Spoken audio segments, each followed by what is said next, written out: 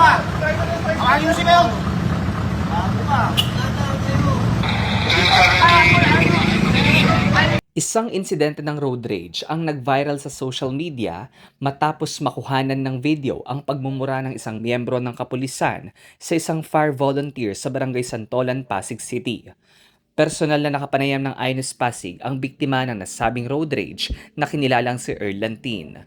Ayon sa kanya, nabusinahan niya ang nagmamanehong pulis na siyang naging mitya ng galit nito. Nangyari po doon sa aksidente po ng pulis saka po yung sa amin. Galing po kami ng sunog ng Nabotas. Pag galing po namin ng sunog ng Nabotas, pag uwi po namin dito sa Santolan, nakita po namin flat po yung fire truck namin. Kaya nagpa-vulcanize po kami. Habang nagpapa-vulcanize po kami, bigla naman pong pagtapos naman pagpa-vulcanize, bigla naman po pumutok yung Bacood sa Bacood, Santa Mesa, Manila, yung sunog po. Nag-U-turn po kami sa Evangelista Corner, Pasco. Yung pong nakalabas na po kasi yung ulo ng fire truck namin sa main road. Bigla po siyang lumusot na yung sasakyan po ng pulis. Yung Vios po.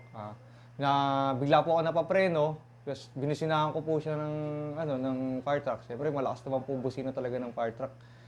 Yung pag U-turn po namin, napabalik na po kami dito sa base para kunin yung mga gamit namin kasi patakbo nga po kami ng Road Santa Mesa. Yung po, ginigit-git na po kami ng pulis. Yung unang cut po sa amin ng pulis, muntik ko na po siyang masagi, kaya po iniwas ko po sa kanya. Tapos yung pangalawang cut na sa akin ng pulis, yung po yung pinagmumura na po ako ng pulis, kung ano na po na sinabi sa akin. Tapos sinabi sa akin na tawagin mo nga kasi yung presidente, binabanggit niya yung pangalan ng presidente namin, tawagin mo nga yun. Tapos pinumura niya ako na minumura. Kinabahan din ako sa kanya. Pero kalmado lang po kasi ako. Kasi dahil naka-uniforme siya eh. Tapos ang gamit niya pang private car. Naka-emergency vehicle kami. Narinig naman doon sa video na may sunog ng Bacood, Santa Mesa talaga. Na patakbo talaga kami. Araw na yun. Kinumpirma ng mga otoridad na ang pulis na nasa video ay nakatalaga sa Marikina City Police Station. Kaugnay nito, naglabas ng opisyal na pahayag ang Marikina Police noong January 21, 2026. Ayon sa kanilang salaysay, nagkaroon ng kalituhan sa galaw ng fire volunteer vehicle kung ito ba ay hihinto o tutuloy. Nauwi naman sa maayos na pag-uusap ang magkabilang panig. Gayunman, dahil sa pagkalat ng video at alinsunod sa umiiral na patakaran ng Philippine National Police, pansamantalang inalis sa kanyang pwesto ang nasangkot na pulis at inilipat sa Station Headquarters Support Unit. Samantala, naglabas din ng press release ang Land Transportation Office kaugnay ng insidente. Ayon sa ahensya, inisyuhan ng show cause order ang pulis at ang sasakyang ginamit ay inilagay sa alarm status habang isinasagawa ang investigasyon.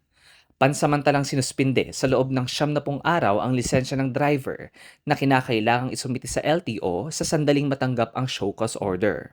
Ipinadala rin ng LTO ang isang sabina sa may-ari ng fire truck upang imbitahang magbigay ng testimonya sa pagdinig ng Intelligence Investigation Division hinggil sa insidente.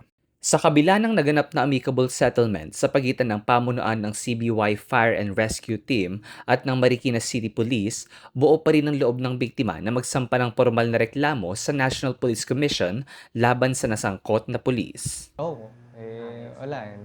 Nandun na po eh. Sabi ko kung patatawarin ko yun, siyempre mamaya gawin niyo naman sa iba. Diba? Siyempre di porket police, diba, dapat maging maging mabait din kayo. Kasi katulad nga namin na volunteer lang kami, wala kami sahod dito, pero tumutulong kami. Ako si Philbion para sa latest ng Inus Pasig. Balitang totoo, serbisyong tunay.